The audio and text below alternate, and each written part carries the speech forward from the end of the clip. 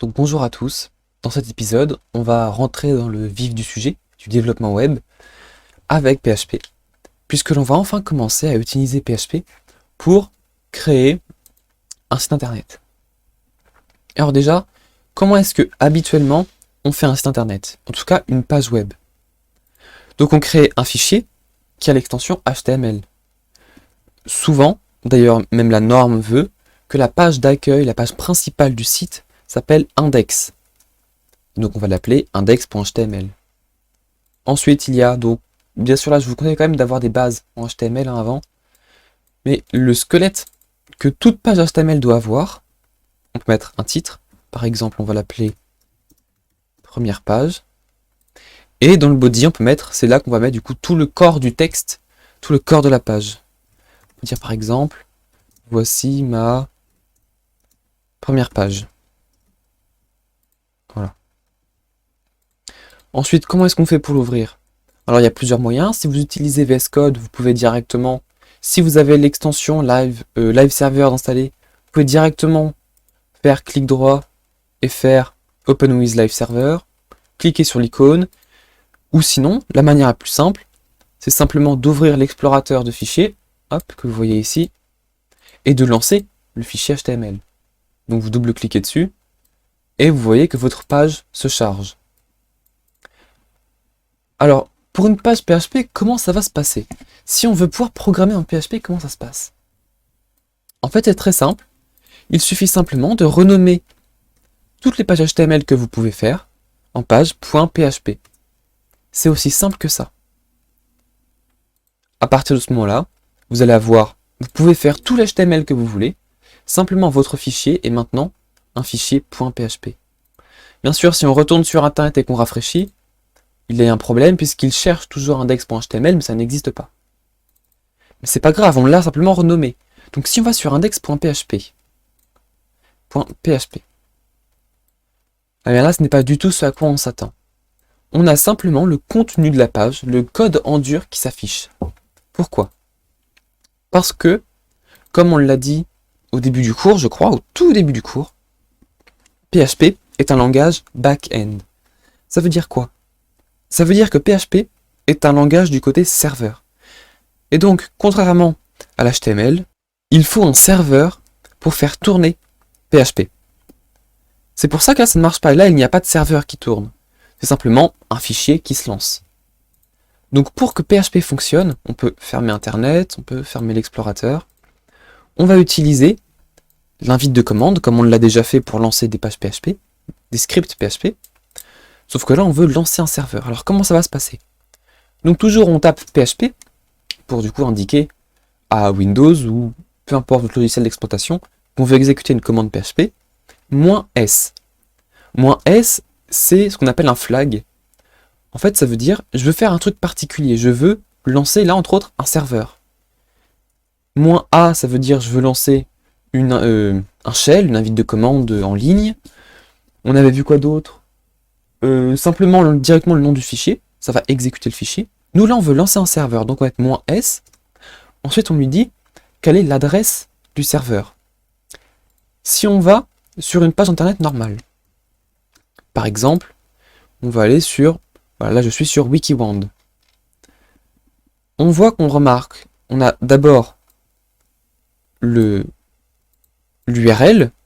on a l'URL de notre page, avec le nom de domaine, ici le nom de domaine c'est www.wikiband.com, un slash, et ensuite ça peut être n'importe quel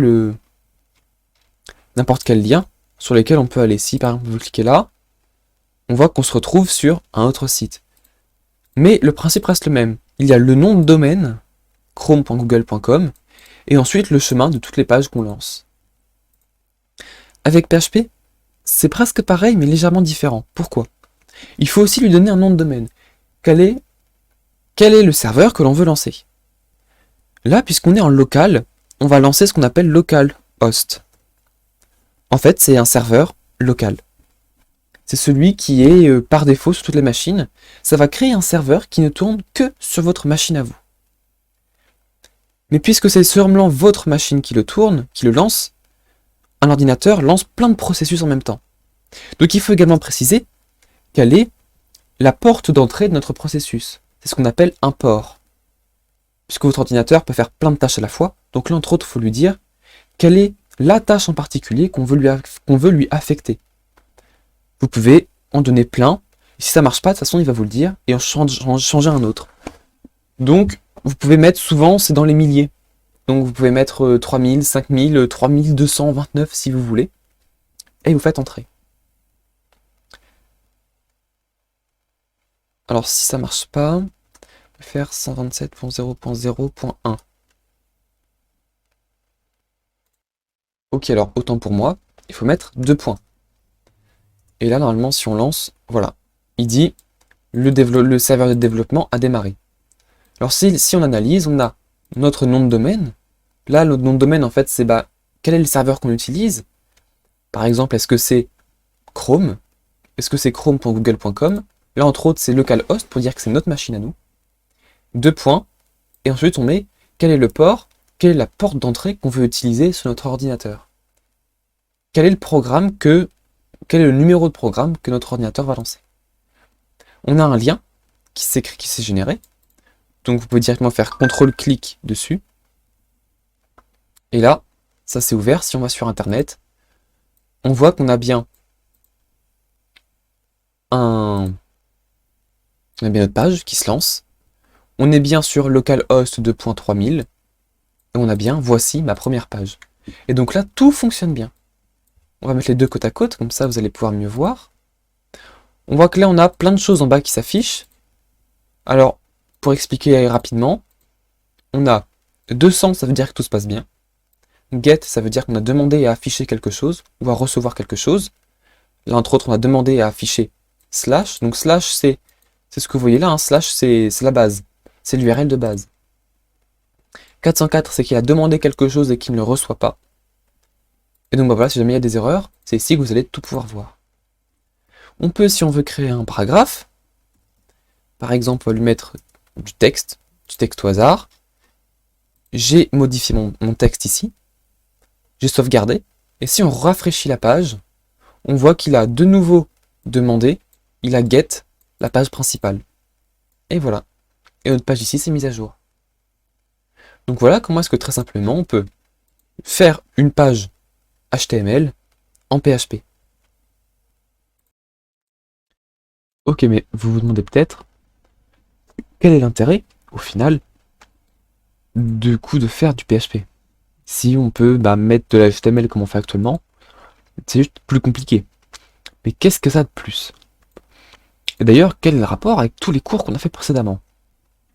Eh bien justement, le PHP qu'on a fait précédemment, on peut très facilement le mettre dans de l'HTML. Faire les deux en même temps, à la fois du PHP et à la fois de l'HTML. Alors comment ça se passe? Simplement avec les mêmes tags qu'on avait vus, avec le tag PHP. Mais que cette fois-ci, il faut fermer.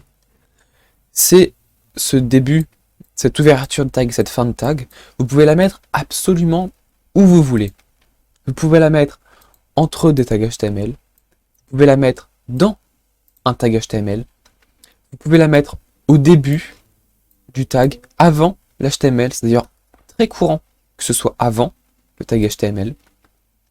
Vous pouvez le mettre où vous voulez. Et entre ces tags-là, vous pouvez faire du PHP comme vous le faites actuellement. Donc par exemple, on va le remettre à sa place.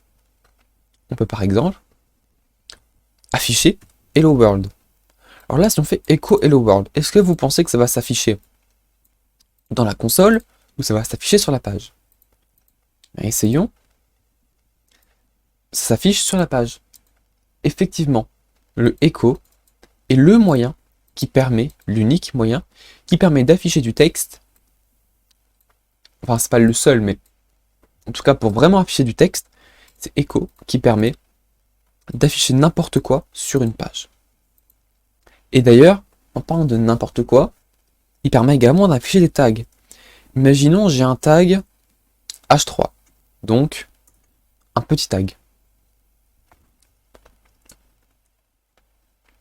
Je sauvegarde, et si je rafraîchis, il l'a mis en H3. C'est-à-dire qu'il va mettre Echo va directement insérer du code dans la page HTML. C'est pour ça qu'on parle de langage serveur.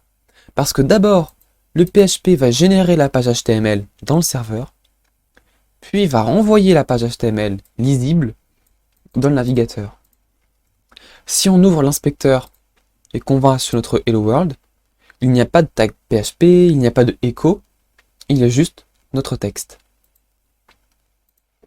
Donc grâce à ça, on va pouvoir faire beaucoup de choses.